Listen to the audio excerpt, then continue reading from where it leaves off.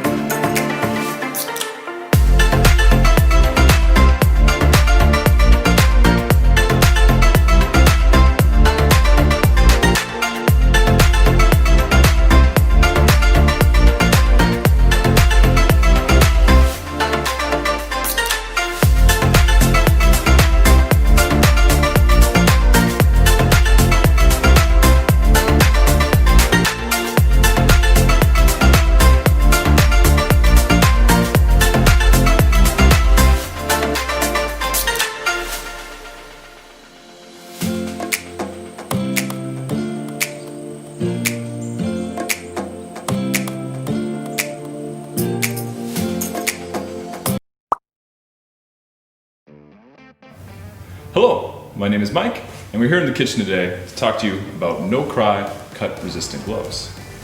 Now, these gloves are level 5 cut-resistant. It's actually 4 times stronger than that of leather. Now, you want to remember that while these gloves can handle cutting like this, or even holding the blade like that, you still really want to avoid any sort of puncturing like that, or cutting down on the fingers like this, because they're meant for really preventing any sort of mistakes.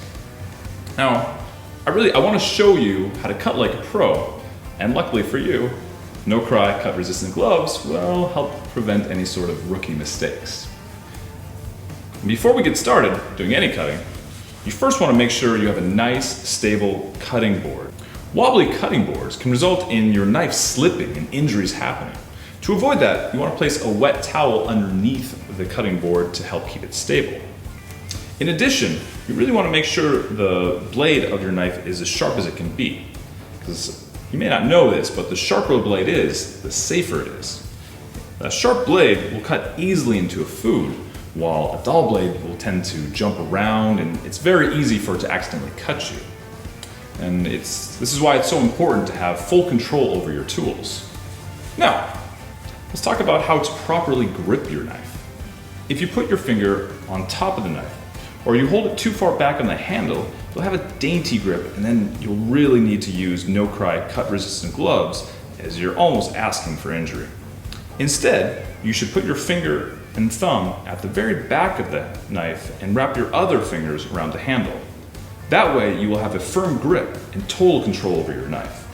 It might feel a bit weird at first, but in time, it will seem like an extension of your hand. Now, the most common mistake that happens while chopping is laying your fingers out flat. Like this, you might not yet cut yourself when you have No-Cry gloves on, but if you press hard enough, you might just cause some injury. Instead, you want to form a claw so that your fingers go in and the knife hits up against your knuckles as you're chopping. In this manner, your fingertips are protected the whole time and also gives you control over your cuts. Now, let me show you something I'm sure you've all struggled with: the elusive onion. Now, we here at No Cry shed no tears when cutting onions. Let me show you our secret. First, cut the onion in half through the root end and peel the outer layers. Put the onion down flat, make a claw shape with your hand, and make a few incisions horizontally into the onion. Turn it, but make sure the root is still holding everything together. Then, with your hand still in a claw position, make a few more cuts vertically. Then, turn it back and use your knuckles as a guide as you start chopping along. Just chop in a wave motion. And voila, you have a nice and even dice. When your food doesn't need to be cut into exact even pieces, just rest the tip of your knife on the cutting board and support it with your claw hand. And with your claw hand, continue chopping in a wave motion. And even when using a grater to create carrot shavings, the No Cry cut-resistant gloves work perfectly to protect your hands. The gloves also help protect you when filleting fish. So, you cut behind the head all the way down to the bone, and just on one side of the spine, make a very small incision, all the way down to the end. Let your knife do the work. You don't need to apply a lot of pressure if you have a sharp knife. Don't worry if it slips, that's the reason you're wearing gloves. It should just pull itself away like so. Is that simple or what? And then afterwards, just pull out the small bones with tweezers. Then, when you're all finished, you want to wash your knife by hand, dry it straight away to prevent any chance it gets dull. Never want to use a dishwasher. But the good news is, you can throw your gloves straight into a washing machine, making sure they're ready the next time around.